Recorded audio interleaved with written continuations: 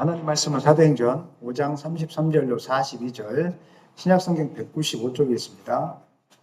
한 절씩 교독합니다. 그들이 듣고 크게 노하여 사도들을 없이하고자 할세 바리새인 가말리엘은 율법 교사로 모든 백성에게 존경을 받는 자라. 공회 중에 일어나 명하여 사도들을 잠깐 밖에 나가게 하고 말하되 이스라엘 사람들아 너희가 이 사람들에게 대하여 어떻게 하려는지 조심하라. 이전에 드다가 일어나 스스로 선전하며 사람이 약 400명이나 따르더니 그가 죽임을 당하며 따르던 모든 사람들이 흩어져 없어졌고 그 후 호적할 때 갈릴리의 유다가 일어나 백성을 꿰어 따르게 하다가 그도 망한즉 따르던 모든 사람들이 흩어졌느니라. 이제 내가 너희에게 말하노니 이 사람들을 상관하지 말고 버려두라. 이 사상과 이 소행이 사람으로부터 났으면 무너질 것이요 만일 하나님께로부터 났으면 너희가 그들을 무너뜨릴 수 없겠고 도리어 하나님을 대적하는 자가 될까 하노라 하니 그들이 옳게 여겨 사도들을 불러들여 채찍질하며 예수의 이름으로 말하는 것을 금하고 놓으니 사도들은 그 이름을 위하여 능욕받는 일에 합당한 자로 여기심을 기뻐하면서 공의 앞을 떠나니라.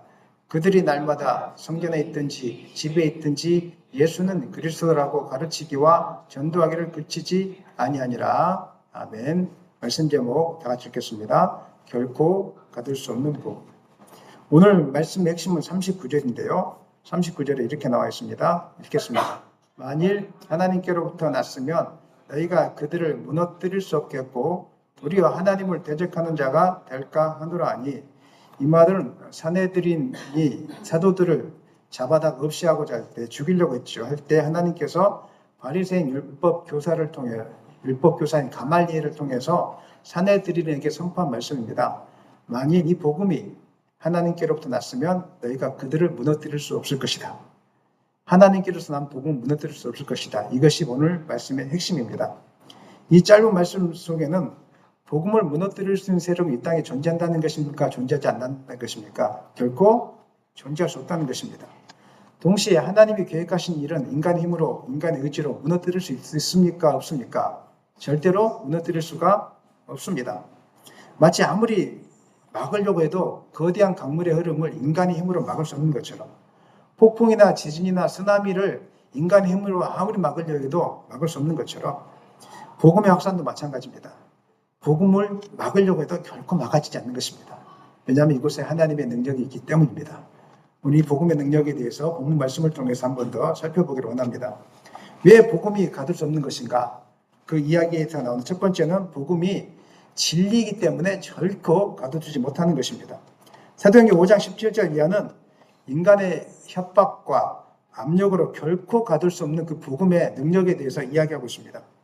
사도들이 복음을 전하다가 감옥에 갇혔습니다. 그런데 놀라운 것은 주의 사자, 천사들이라고 이야기하죠. 주의 사자가 옥문을 열고 그들을 끌어내는 기적이 발생합니다. 믿어지지 않는 일입니다. 우리 5장 19절 20절 읽겠습니다. 주의 사자가 밤에 옥문을 열고 끌어내어 이르되 가서 성전에 서서 이 생명의 말씀을 다 백성에게 말하라. 사도들은 천사들이 와서 옥문을 여는 기적을 경험했습니다. 이런 사건들은 실제로 이 세상에도 지금도 일어나고 있습니다. 우리가 안 봤기 때문에, 못 봤기 때문에 믿지 않을지 모르겠지만 지금도 이것보다 더 놀라운 일들이 복음을 전하는 곳곳에 지금도 일어나고 있습니다. 하나님이 복음을 전하는 곳에는 천사들을 통해서 도와주고 있기 때문에 그런 일들이 지금 가능하게 벌어지는 것입니다. 어떻게 보면 우리 은빛교회가 세워지는 이 과정도 하나님의 보호하심이라고 생각합니다. 말할 수 없는 기적들이 많이 있었습니다. 이곳에 그냥 저절로 앉아있는 것이 아니라 하나님의 기적의 현장이라는 것을 여러분은 깨닫게 될 것입니다. 사도들이 옥중에서 풀려나자 복음을 다시 전하기 시작했습니다. 그래서 이것 때문에 다시 그 사내들인 원로들이 모여서 회의를 하고 잡습니다. 28절 읽겠습니다. 이르되 우리가 이 이름으로 사람을 가르치지 말라고 언급하였을 때 너희가 너희 가르침을 예루살렘에 가득하게 하니 이 사람의 피를 우리에게로 돌리고자 함이라. 예수를 절대로 전하지 못하겠는데 금했는데 왜 계속해서 이렇게 전하느냐는 것입니다. 왜 그리고 십자가에서 예수가 죽은 것이 우리 잘못이라고 자꾸 사람들에게 이야기하느냐는 것입니다. 너무 화가 난 것입니다. 그런데 사도들은 이들의 말을 듣지 않고 계속 복음을 전합니다. 왜 그랬을까요? 29절입니다. 베드로와 사도들이 대답하여 이르되 사람보다 하나님께 순종하는 것이 마땅하니라. 사내들이는 종교적인 최고의 권위였고 로마가 허용한 범위 안에서 법과 질서를 다스리는 유대의 최고의 권력기관이었습니다. 그러나 이 권력기관보다 인간의 권위보다 큰 게 누구의 권위입니까? 하나님의 권위입니다. 사람의 말을 들을 것인가? 하나님의 말을 들을 것인가? 이 앞에서 여러분이 사람의 말이 아닌 하나님의 말을 듣기를 소망합니다. 항상 우리는 갈등하게 되어집니다. 예배당에 갈 것인가 말 것인가? 순종할 것인가 말 것인가?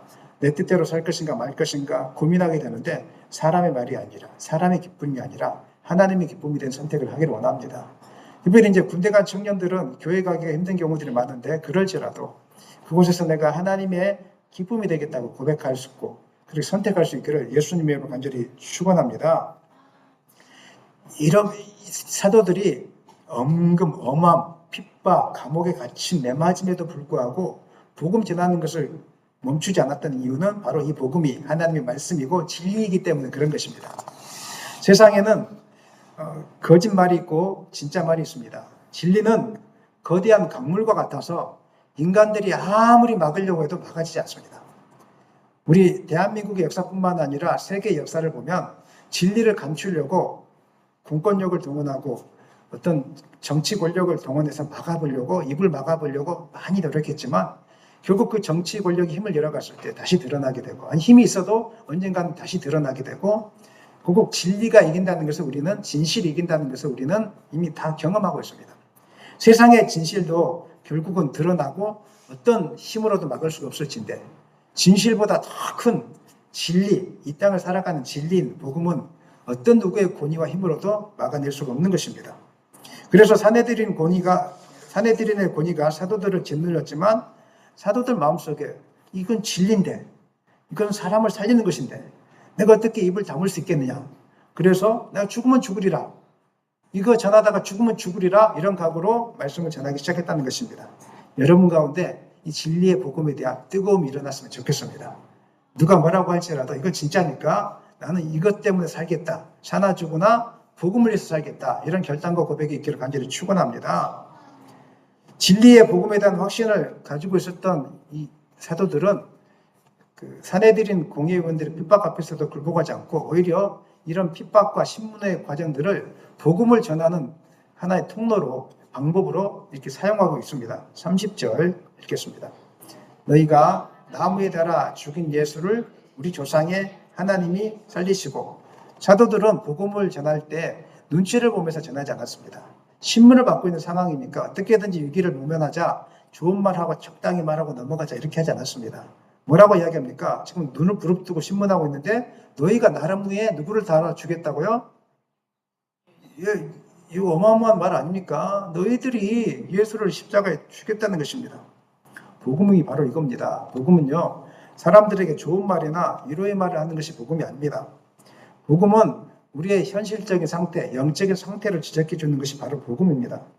마치 의사가 환자의 몸의 상태를 정확하게 진단해야 치료가 시작되는 것처럼 복음은 우리의 영적인 상태가 어떤지를 분명하게 가르쳐 주어야 치료가 일어나는 것입니다.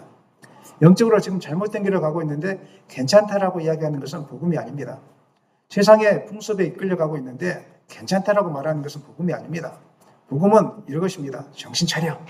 자기 자신을 향해서 이야기하시죠. 정신 차려. 이야기 한번 해보세요. 정신 차려. 똑바로 믿어. 한 번 더 이야기하고 시작. 똑바로 믿어. 이게 바로 진짜 복음이라는 것입니다. 그럴 때 진정한 치료가 일어나고 회개가 일어나고 돌이킴이 일어나게 되는 것입니다. 십자가 안에서 진정한 치유와 회복이 일어나게 되는 것입니다. 자신의 영적인 상태를 모르는 상태에서는 복음이 아무 효과를 발휘하지 못하는 것입니다. 그래서 성경은 예수님이 십자가에 달리신 이유를 옆 사람의 죄 때문이 아니라 바로 나의 죄 때문인 것을 반복적으로 이야기하고 있습니다. 이사야서 53장 5절로 6절 읽겠습니다. 그가 찔림은 우리의 허물 때문이요 그가 상함은 우리의 죄악 때문이라. 그가 징계를 받음으로 우리는 평화를 누리고 그가 채찍에 맞음으로 우리는 나음을 받았도다. 우리는 다 양 같아서 그릇 행하여 각기 제 길로 갔거늘 여호와께서는 우리 모두의 죄악을 그에게 담당시키셨도다. 아멘. 예수님이 이렇게 십자가에서 죽임을 당해야 됐던 이유는 저와 여러분의 죄 때문인 것을 기억하기를 바랍니다. 우리는 죄의 심각성에 대해서 잘 인지하지 못할 때가 많습니다.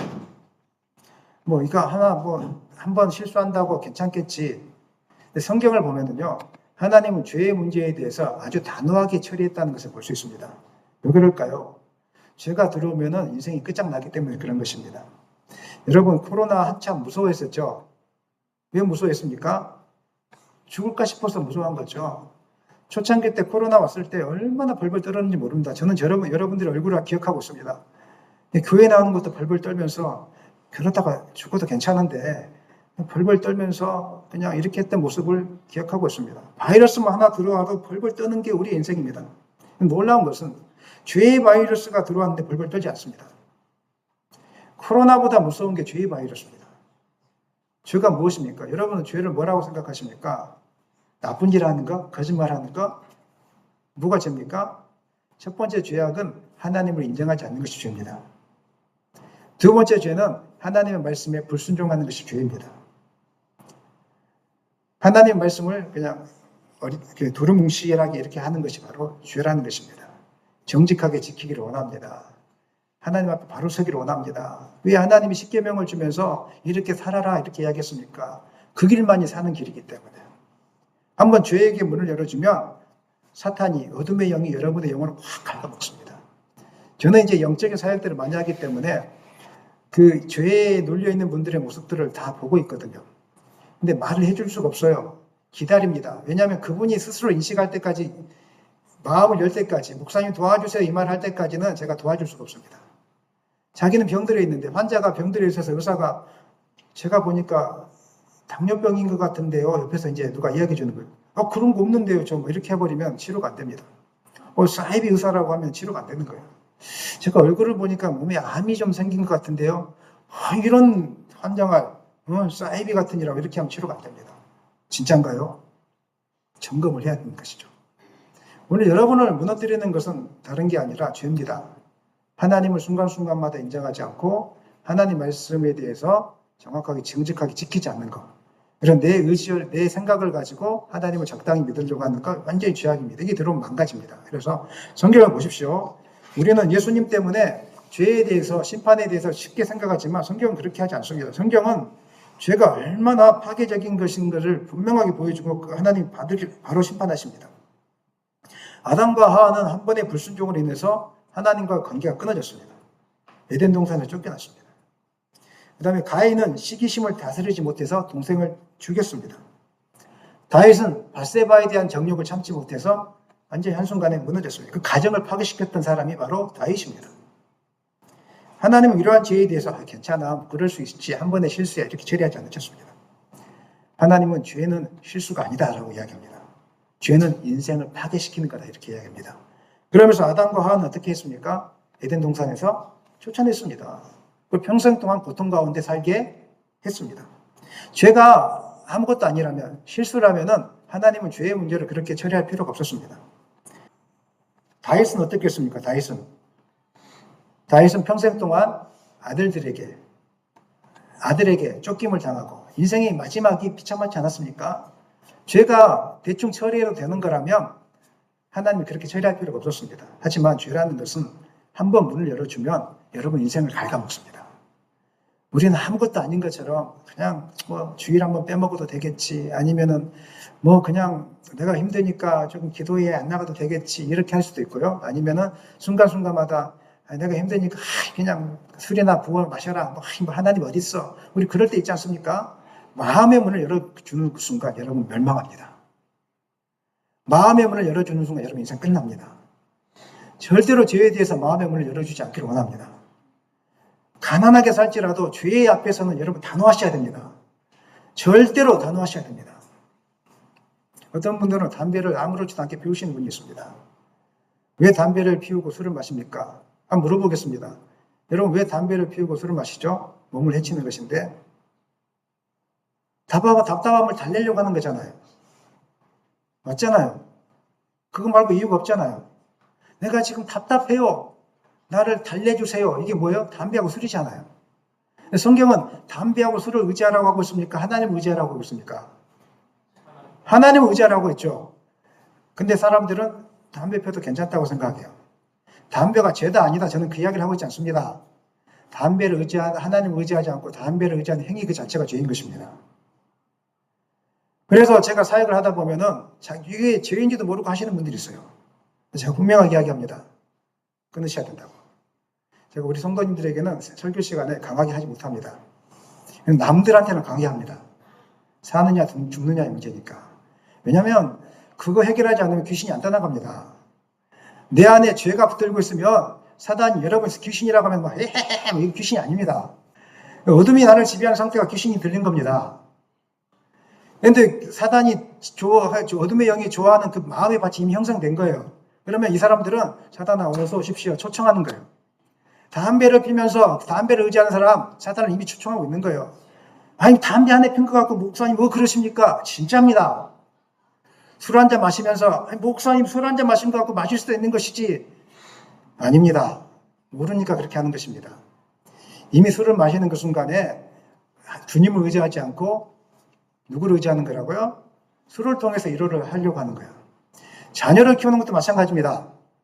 자녀를 통해서 여러분 위로받으려고 하지 마십시오. 죄악입니다. 하나님 자녀는 자녀의 책임이 있는 것입니다. 자녀의 사명이 있는 거예요. 자녀들을 통해서 만족 얻으려고 맨날 공부하라 그러고 이거 시키고 저거 시키고 자녀 행복할까요? 여러분 만족시키려고 하는 거잖아요. 내려놓으셔야 돼요. 이 죄악입니다. 죄악. 성경은 하나님을 의지하지 않는 모든 것을 죄악이라고 하고 있고요. 여러분들이 자녀를 의지하는 그 순간에 사단에게 문을 열어주는 겁니다. 그래서 사단이 아싸 하며 들어옵니다. 그래서 평생에 막 자녀에게 매이게 만들고요. 자녀에 따라서 감정이 왔다 갔다 합니다. 자녀들이 잘 되면 막 기분이 좋아가지고 어쩔 줄 모르고 자녀가 점수가 떨어지면 그냥 기분이 다운되어지고 왜 그렇게 사십니까? 사단에게 문을 열어줬으니까. 심각한 죄악이 들어왔으니까. 성경은 그렇게 이야기하고 있어요. 영혼을 갉아먹습니다. 그래서 제가 사역을 할 때마다 기도하면 가르쳐 주거든요. 술 끊으셔야 된다고. 한 모금도 되지 마시라고. 담배 끊으시라고. 그러면 이야기하거든요. 막 귀신이 나가고 근데 담배 끊으려고 못 끊겠는데요. 그럼 안 나간다고 내가 그러거든요. 끊으라고. 알겠습니다. 끊으면 귀신이 나가기 시작해요. 우리 힘으로 되어지는 게 아니라 여러분 삶 속에 사단의 영향력들이 얼마나 많은데 이 죄의 영향력들이 얼마나 많은데 너무 모르니까 무지하니까 옛날에 우리 1970년대 위생관념이 없었어요. 화장실 위생적이지 않았어요. 근데 그게 더러운 곳인지도 모르고 살았어요, 우리는. 그러니까 사람들이 60세를 못 넘겼어요. 전부 병 걸려서 그냥 감염돼서 다 죽었어요. 감기만 걸려도 죽고. 이게 더러워서 그런지 모르고. 그래서 그다음부터 계몽운동이 일어났죠. 1970년대 새마을운동부터 시작해서. 그러고 나니까 이제 건강해지니까 이제 80세를 넘기기 시작하고 100세 시대를 살게 되는 거예요. 여러분을 무너뜨리는 것은 옆에 사람이 아니고요. 죄에 대해서 마음의 문을 열어줬기 때문에 그런 것입니다. 오늘 여러분 죄에 대해서 마음의 문을 닫았기를 소망합니다. 하나님이 아닌 다른 것을 의지하고 있는 것, 돈, 사람, 자식, 술, 담배, 음란, 영화, 노래 이런 것들을 의지하면서 마음을 풀려고 하는 것, 예수 이름으로 문을 닫아버리기를 간절히 축원합니다. 영적으로 보면 이게 심각한 것이라는 것입니다. 죄는 곰팡이나 악성 색인 것 같아서 한번 우리 안에 들어오면은 독버섯처럼 퍼집니다. 그래서 여러분을 망가뜨리고 가정을 망가뜨리는 것입니다. 그런데 죄는 우리의 노력으로 씻어지지 않습니다. 여러분이 아무리 착한 일 해보세요. 아, 진짜 착한 일 좀 해야 되겠네. 무슨 세이브든 칠드런 이런데 아니면 좋은 단체들 있잖아요. 이런데 이제 10,000원씩 후원을 해야 되겠네. 이러면 죄가 사라질까요? 아이, 그동안 내가 또 나쁜 일 많이 했으니까 오늘 예배 시간 나가 헌금을 좀 해야 되겠네. 여러분은 뿌듯할지 모르겠어요. 헌금을 그동안 안 하다가 해서. 그런다고 죄가 사라질까요? 저는 절대 사라지지 않습니다. 세상에서 어떤 노력을 한다고 해서 여러분 마음에 들어온 죄는 사라지지 않습니다. 사단이 여러분 속에 들어온 사단이 없어지지 않습니다. 평생 동안 한번 문을 열어주면 들어와서 평생 동안 괴롭히게 될 것입니다. 어떻게 이 죄의 문제를 해결할 수 있습니까? 피 흘림이 없이는 죄사함이 없습니다. 누군가 나의 죄를 위해서 죽어야지 이 죄사함이 해결되는 것입니다. 그래서 예수님이 십자가 위에서 죄값을 지불해 주신 것입니다. 그러므로 예수님이 십자가에 달리신 이유는 바로 저와 여러분의 죄 문제를 해결해서 저와 여러분에게 영원한 생명을 주고 참된 만족과 행복을 누리기 위해서 예수님이 십자가 위에서 죽으신 것입니다. 그래서 저와 여러분의 십자가가 필요합니까? 십자가가 필요하지 않습니까? 십자가가 필요합니다. 그래서 복음을 전해야 됩니다. 그래서 복음을 전해야 됩니다. 옆에 지나가는 사람 보세요. 문제가 없는 사람 하나도 없습니다. 제가 기도하고 있습니다. 하나님, 영적인 눈을 더 열어주셔서 지나가는 사람 붙잡고 당신 무슨 문제가 있습니다. 예수님 믿어야 될 것 같습니다. 이렇게 복음을 한번 전하고 싶어가지고요. 지금 계속 기도하고 있습니다. 한 영혼 구원하고 싶어서 하나님 안에 돌아오면 문제가 해결된다는 걸 가르쳐주고 싶어서. 사랑하는 여러분, 예수 십자가 붙들고 예수님께로 돌아오면 여러분이 그렇게 힘들다고 생각하는 문제 해결되어집니다. 아멘. 진짜로 해결되어집니다. 마음의 문제들, 질병들, 우울증, 여러 가지 문제들 예수 믿고 예수 안에 나오면 해결되어집니다. 모르니까 우리가 지금 헤매고 있는 것입니다. 죄가 들어왔기 때문에 우리가 모르고 있는 것입니다. 그래서 하나님께서 예수님을 다시 살리심으로 인해서 우리에게 죄의 문제가 끝났고 예수 믿으면 소망이 있다는 것을 우리에게 가르쳐 주시는 것입니다. 31절 읽겠습니다. 이스라엘에게 회개함과 죄사함을 주시려고 그를 오른손으로 높이사 임금과 부주로 삼으셨느니라.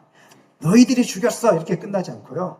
다시 하나님이 예수님을 살리셨는데 왜 살려주셨습니까? 회개하게 만들고 죄사함을 주시고 오른손으로 높이사 구원자, 구주, 주인과 구원자가 되게 하기 위해서.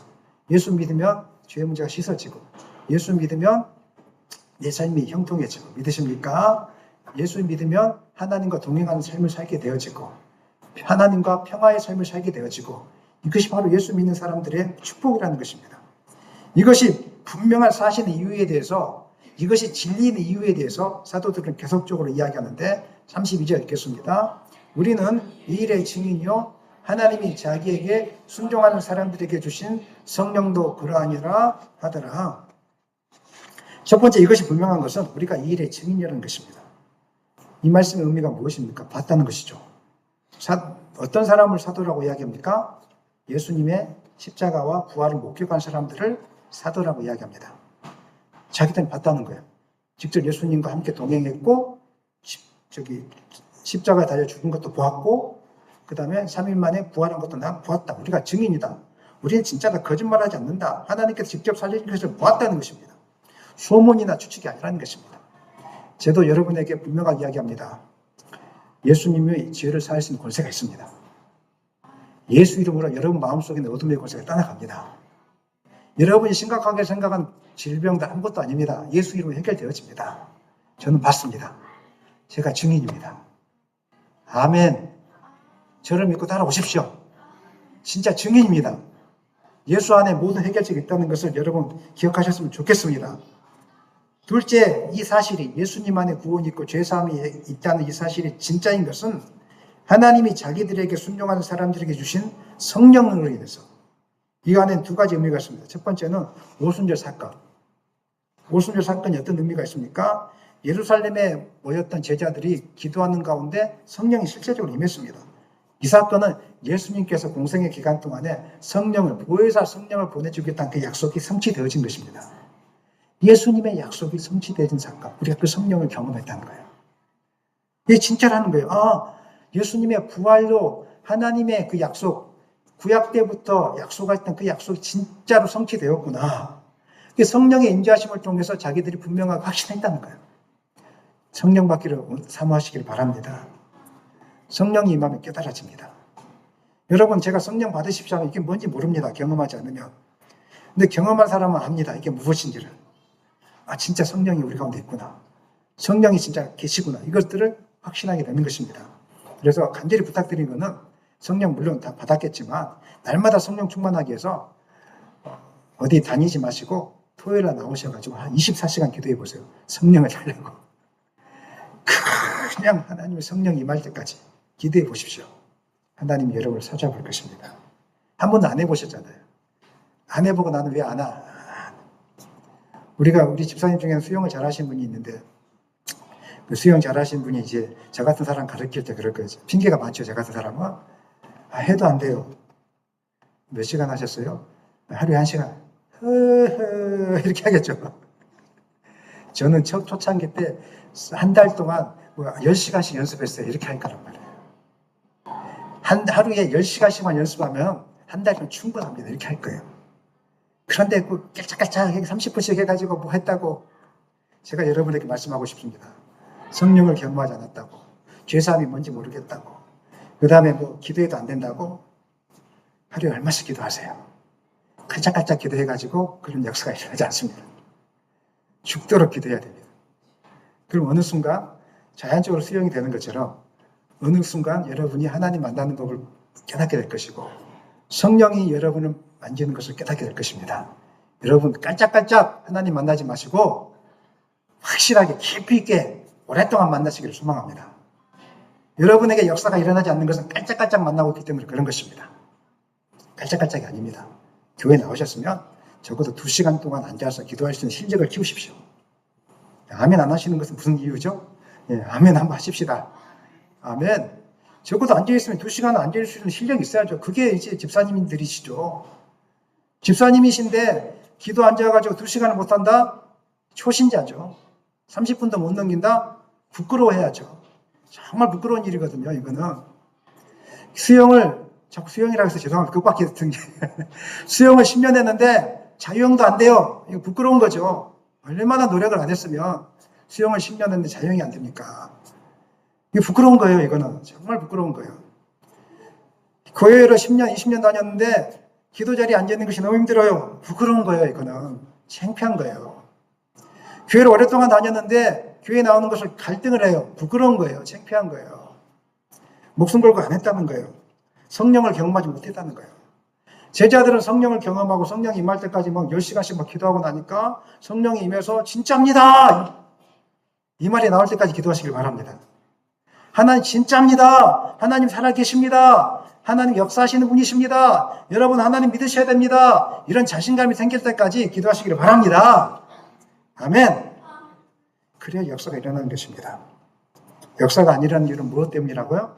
깔짝깔짝 기도했기 때문에, 깔짝깔짝 예배드렸기 때문에 역사가 일어나지 않는 것입니다. 이 사건 이후로 베드로를 비롯한 사도들은 예수 그리스도의 복음이 진짜구나 이것을 깨닫게 된 것이죠. 오순절 성령은 다음으로 오순절만 의미하는 것이 아니라 지금도 우리 가운데 역사하시는 성령을 의미합니다. 성령은 우리 가운데 임하셔서 말씀에 대한 확신을 주십니다. 말씀이 믿어지게 하십니다. 과학적으로 보면 노아 사건이 이해되지 않습니다. 여러분 이해되세요?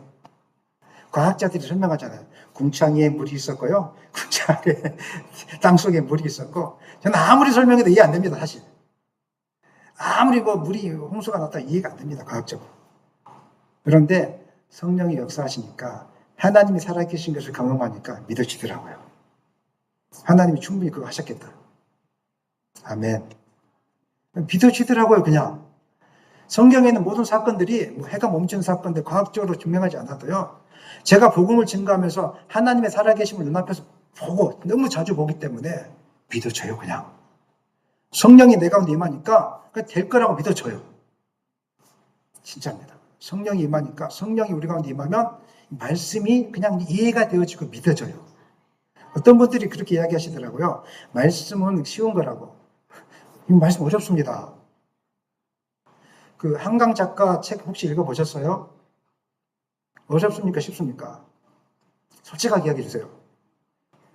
어렵습니다. 왜 그 책이 어려운지 아세요? 형용사를 많이 써서 어렵답니다. 감정 연애를 많이 썼답니다.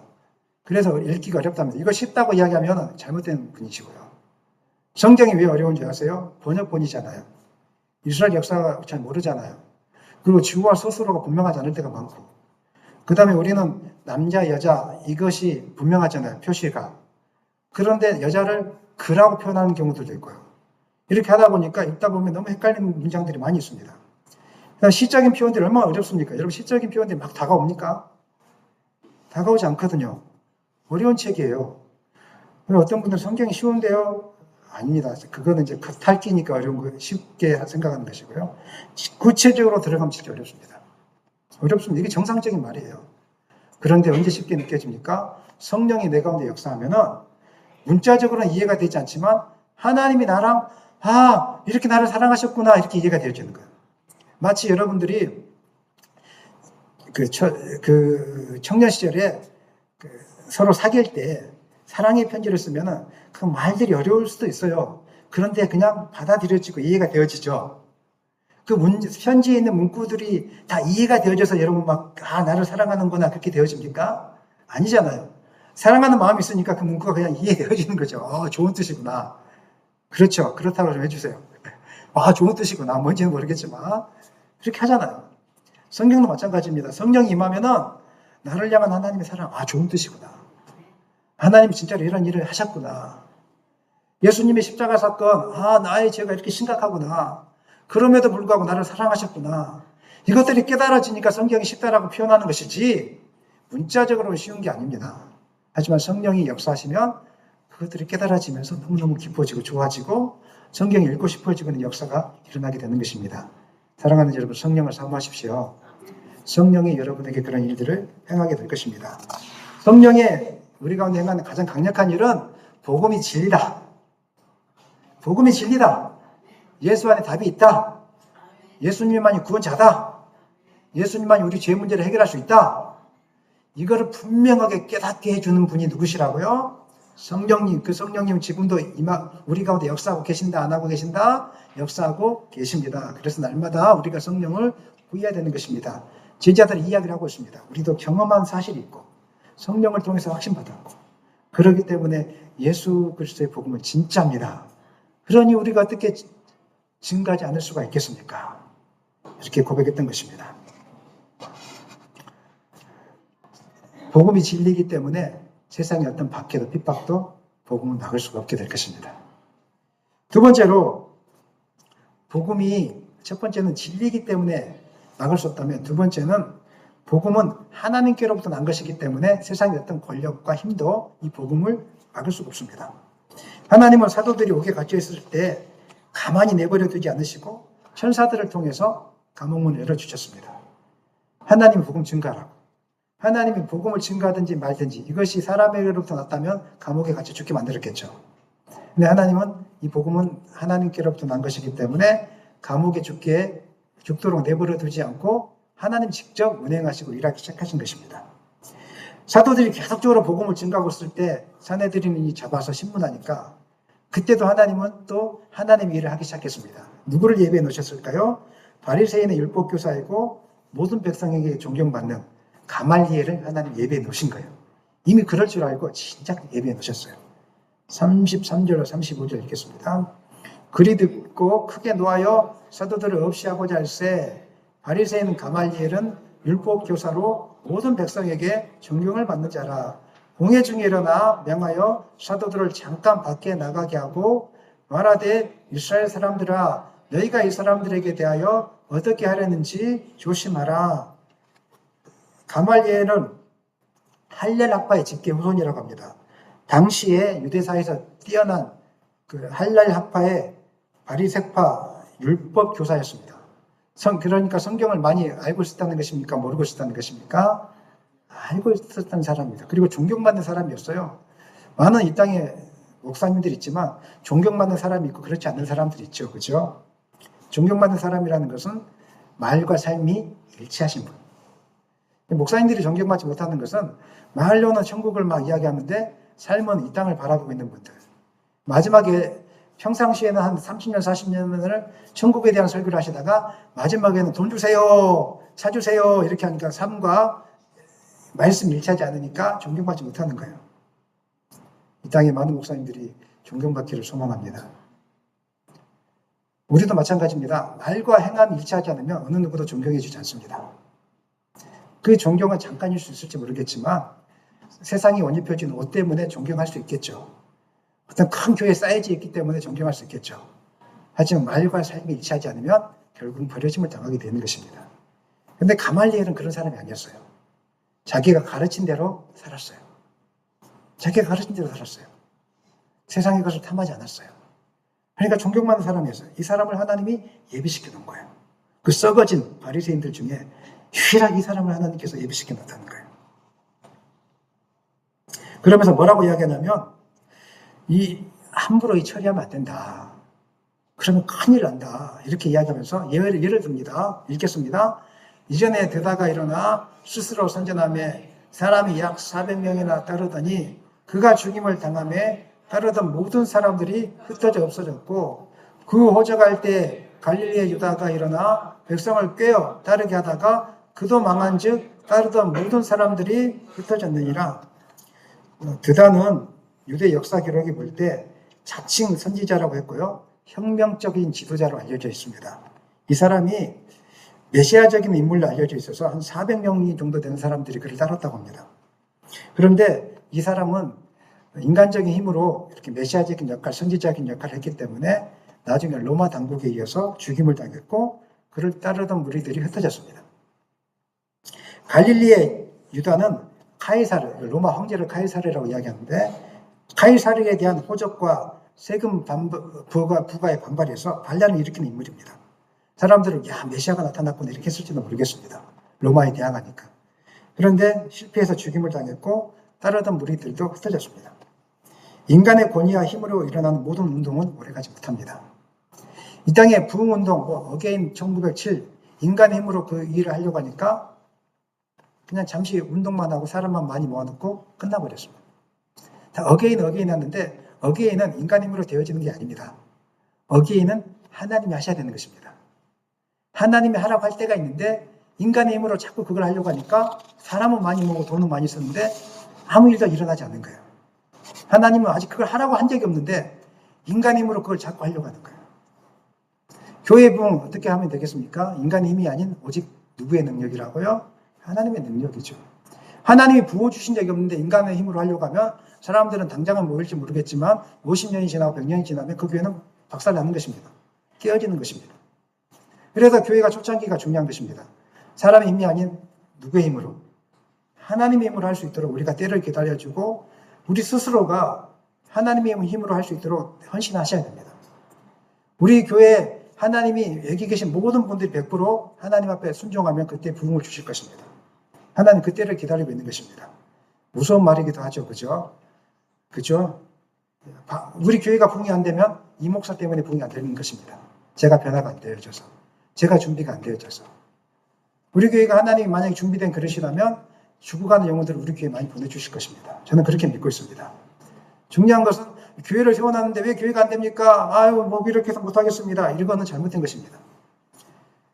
인간의 힘으로 세우려고 하기 때문에 그런 것입니다. 이사야 선지자는 왕들을 향하여 예언을 했다면, 귀족들을 향하여 예언을 했다면, 오늘 아침에 배웠는데 미가 선지자는 아무도 알려지지 않는 천민들을 향해서 예언했던 사람들입니다. 각자 맡은 분량이 다를 수 있어요. 하나님이 하신 일과 인간이 하신 일의 차이. 하나님이 하신 일에 순종하신 분들은 사람이 많이 모이든지 적게 모이든지 중요하지 않고 복음의 말씀을 선포하면서 난 여호와로 즐거워하리, 난 여호와로 즐거워하리. 하나님 바라보니까 기쁜 거예요. 그런데 사람의 힘으로 만들어놓은 교회는 슬픈 거예요. 안 되는 것만 바라봐요. 오늘은 누가 빠져서 안 되고, 오늘은 헌금이 적게 나와서 안 되고, 오늘은 밥이 맛있어서 안 되고, 안 되는 것만 자꾸 바라보는 거예요. 인간 힘으로 세우니까. 저는 여러분들이 하나님의 능력을 의지하시길 소망합니다. 하나님이 부르심에 합당한 그 자리에 서기를 원합니다. 하나님의 힘으로 성령으로 된 거라면 우리 교회가 무너지겠습니까? 무너지지 않겠습니까? 안 무너집니다. 사람의 힘으로 한다면 무너질 수밖에 없는 것이죠. 그것을 오늘 이렇게 이야기하고 있는 것입니다. 즉 사도들의 사역이 단순히 인간의 계획이거나 자기 의지로 복음을 전하는 것이라면 사라질 거예요. 하지만 사도들의 전하는 복음이 하나님이 주신 것이고 그것이 진짜라면 우리가 멈춰 세울 수 없습니다. 만약에 우리가 박해를 한다면 그것은 무엇을 하는 것이라고요? 하나님을 대적하는 것이다. 이렇게 이야기하는 것입니다. 우리 38절, 39절 읽겠습니다.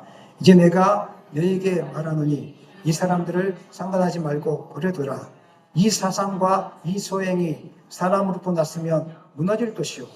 만일 하나님께로부터 났으면 너희가 그들을 무너뜨릴 수 없겠고 도리어 하나님을 대적하는 자가 될까 하노라. 하나님이 세우신 사건, 행사면 무너지지 않습니다. 하나님이 세우지 않는 것은 자연적으로 소멸되게 되어 있습니다.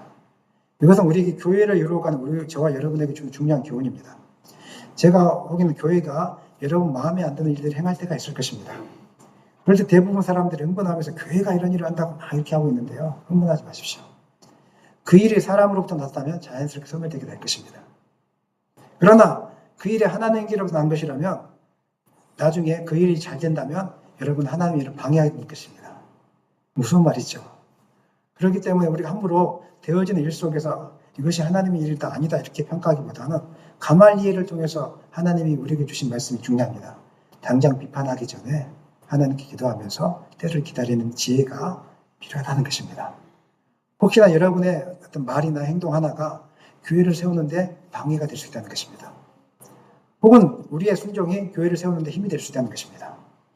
여러분의 행동이 하나님 나라를 확장하는 데 방해가 아니라 도움이 될 수 있기를 예수님의 이름으로 간절히 축원합니다. 그렇게 사셔야 된다는 것입니다.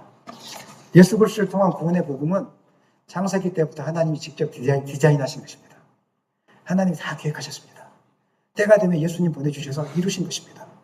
그렇기 때문에 이 복음은 어느 단체도 어느 것도 무너뜨릴 수가 없습니다. 세상의 역사가 우리에게 이것을 증명하고 있습니다. 로마의 대화재가 났었을 때 네로는 그 책임을 기독교인들에게 돌렸습니다. 왜냐하면 네로 때문에 네로가 정치를 잘못하고 행정을 잘못해서 일어난 사건이라는 걸 사람들은 다 알고 있었거든요. 네로는 그때 먹는 걸 탐하고 있었고요. 휴가를 보내고 있었어요. 백성들이 죽든가 말든가. 그래서 돌보지도 않고 있는 사건에 그 당시에 불이 난 거예요.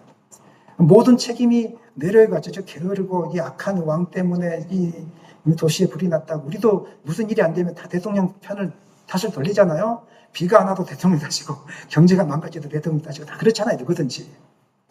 그런 것처럼 다 네로 탓을 돌리니까 네로가 정치적으로 아주 수완이 뛰어났던 것 같아요. 기독교인들 탓이라고. 기독교인이 불을 질렀다고. 이렇게 그 시선을 그쪽으로 돌린 것입니다. 그때 수많은 성도들이 잔인하게 죽임을 당했습니다. 어떤 성도들은 십자가에 달렸고 어떤 이들은 맹수의 밥이 되었고 어떤 이들은 원형 경기장을 저녁에 밝히는 횃불로 사용되어졌습니다. 그러나 성도들은 믿음을 저버리지 않았습니다. 순교를 당연하게 여겼습니다. 복음을 멈춰 세울 수 없었습니다. 그럴 때 복음은 더 크게 확산해서 번져나가기 시작했습니다. 로마 황제, 네로 황제 이후에 도미티아누스, 트리안, 데키우스, 디오클리타인 이런 사람들이 계속 악한 황제들, 10대 황제들 바퀴가 있거든요. 로마 역사를 보면 10대 황제 바퀴가 있는데 차례차례로 교회를 심각하게 바퀴했습니다. 교회를 해체하려고 노력했고요. 성경을 불태웠고요. 믿음을 버리지 않으면 죽음으로 몰아 세웠습니다. 그럴수록 교회는 더 강해졌습니다. 초대교회 교부인 터툴리아는 이 상황을 보면서 순교자의 피는 교회에서 씨앗이다, 교회의 씨앗이다 이렇게 말했습니다. 그로부터 300년이 채 지나지 않아서 상황이 역전되었습니다. 313년에 콘스탄틴 황제가 밀라노 칙령을 선포해서 기독교를 로마의 공식 종교로 선언합니다. 그 수많은 박해 속에서도 진리의 복음을 멈춰 세울 수 없었던 것입니다. 왜? 이 복음이 누구에게로부터 났기 때문에 하나님께로부터 난 복음이기 때문에 수많은 박해에도 멈춰 세울 수 없다는 것입니다. 중국도 마찬가지였습니다. 1966년부터 76년 사이에 중국이 문화혁명을 시도했습니다. 마오쩌둥이 주도한 문화혁명은 모든 종교는 미신이다, 마약이다. 이런 구호 아래 종교를 다 믿지 못하게 만들었습니다. 중국 전역의 교회가 강제로 폐쇄되었고 성경은 불태워졌습니다. 목회자와 성도들은 감옥에 갇히게 되었고 노동교화소로 보내졌습니다.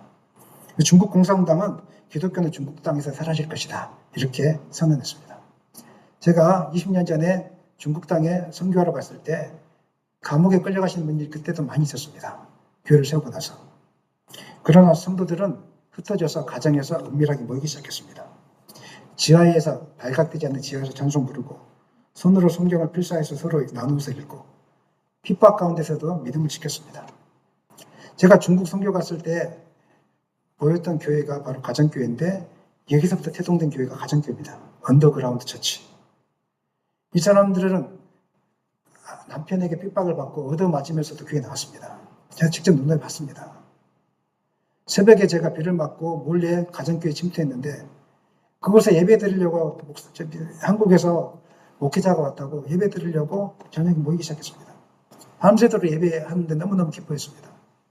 그리고 아침에도 예배 드리려고 왔는데 어떤 사람이 울면서 왔어요. 그리고 막 울고 불고 쓰러졌어요. 와서. 왜 그러냐고 제가 중국말 못하니까 물어보니까 저녁에 교회 갔다 왔다고 밤새도록 남편에게 맞았답니다. 그러면서 울면서 그럼에도 불구하고 내가 말씀드려야 되겠다고 교회에 나온 거예요. 이런 분들의 믿음의 모습을 보면 우리의 모습이 얼마나 부끄러운지 우리가 알 수 있습니다. 얼마나 우리가 편안하게 믿는지. 이런 분들은 그럼에도 불구하고 신앙을 지키려고 제가 눈으로 봤습니다. 제가 오늘 이렇게 세상 말로 미친 듯이 복음을 증가하려고 하고 몸에 힘이 들어 이번 주도 너무 힘든 일들이 많았지만 힘이 들어도 계속적으로 전국 방방곡곡으로 달려간 이유는 그분들의 모습을 눈앞에서 봤기 때문에 그런 것입니다. 젊은 나이에 30대 초반에 제가 그걸 봤습니다. 문화 대혁명 직전에 중국 기독교인들은 약 100만 명 정도 추정되어졌다고 합니다. 그러나 지금은 한 1억 명에 이르는 성도가 있다고 이야기하고요. 그보다 더 많이 되어졌을 것입니다. 제가 반복적으로 이야기하지만 선교사님이 추방된 이후에 최근에 추방됐잖아요. 많이 수년 전에 추방되어져서 중국에 선교사님 못 들어갑니다. 중국에 선교하신 분들은 다 이렇게 미얀마나 이런 데 다 흩어져 있습니다. 지금. 근데 놀라운 것은 중국에 있는 성도들이 한국의 신학교에 들어 입학하기 시작했습니다. 하나님께서 하신 일은 멈춰 세울 수가 없습니다. 아무리 공산당도 핍박일지라도 죽음일지라도 멈춰 세울 수 없는 것입니다. 그래 이 복음이 진리인 것입니다. 저는 봄만 되면 신기함을 느낍니다. 권사님과 가끔씩 이야기를 나누는데요. 땅속에 그 묻혀있던 생명이 얼어있던 땅을 뚫고 봄만 되면 올라와요. 생명은 얼어붙은 땅도 멈추게 할 수가 없습니다. 진리의 복음, 생명의 복음은 이 땅이 아무리 얼어붙었을지라도 멈추게 할 수 없습니다. 이것이 진짜이기 때문에. 그러나 이단이나 가짜 영적인 지도자들이 만들어 놓은 복음들은 멈춰지게 될 것입니다. 사라지게 될 것입니다. 말씀 마무리하겠습니다. 40절로 42절 읽겠습니다. 그들이 옳게 여겨 사도들을 불러들여 책찍질하며 예수 이름으로 말하는 것을 금하고 놓으니 사도들은 그 이름을 위하여 능력받는 일에 합당한 자로 여기심을 기뻐하면서 공의 앞을 떠나니라. 그들이 날마다 성전에 있든지 집에 있든지 예수는 그리스도라고 가르치기와 전도하기를 그치지 아니하니라. 가말리엘의 경고처럼 하나님께서 시작하신 이 복음 사역의 일을 어느 누구도 멈출 수 없었습니다. 막을 수 없었습니다. 사도들은 이것을 삶으로 보여주었습니다. 40절 그들이 옳게 여겨 사도들을 불러 책찍질을 했지만은 예수님의 이름으로 말하는 걸 금하였지만 이들은 어떻게 했습니까? 이것을 능력받는 일에 기쁨으로 여기고 공의 앞을 떠났습니다. 복음은 단순히 말로 하는 것이 아닙니다. 삶으로 보여주는 것입니다. 이게 진짜구나. 이렇게 보여줄 수 있기를 원합니다. 힘이 들 때, 고난이 닥쳐올 때 하나님이 없어. 이렇게 하면 복음을 인정하지 않는 것이죠. 힘이 들고 어려울 때마다 그럴지라도 하나님 내 삶의 모습을 통해서 주변의 사람들이 진짜 복음이 진짜라는 것을 보여주게 해 주십시오. 너는 왜 그렇게 웃고 있어? 감에 걸렸는데 왜 웃고 있어? 그 희귀병에 걸렸는데 왜 웃고 있어? 예수님이 계시잖아. 천국 있잖아. 하나님이 살아계시잖아. 이게 복음을 증가하는 것이 아니겠습니까? 물론 사역일을 통해서 복음을 증가하는 것도 필요하겠지만 그것보다도 사도들처럼 기뻐했잖아요. 나는 진짜를 갖고 있으니까 기뻐하잖아요. 내 안에 진짜가 있으니까 누가 뭐라고 하든지 난 기뻐하잖아요. 이 기뻐함이 여러분 가운데 있기를 소망합니다. 그리고 이 사람들은 성전에 있든지 집에 있든지 예수는 그리스도라 가르치기를 전도하기를 쉽지 않았다는 것입니다. 이 장면은 복음의 생명력과 하나님의 역사하심이 얼마나 강한지를 보여주고 있는 것입니다. 사랑하는 여러분, 세상의 어떤 권력과 핍박도 복음을 멈춰 세울 수가 없습니다. 복음이 진리이고 하나님이 하신 일이기 때문입니다. 저는 오늘 여러분이 이 말씀을 붙들고 사도들처럼 능력을 당할지라도 부끄러워하지 말고 삶과 말로 예수 그리스도의 복음을 당당하게 증거하는 여러분 되시기를 예수님의 이름으로 간절히 축원합니다.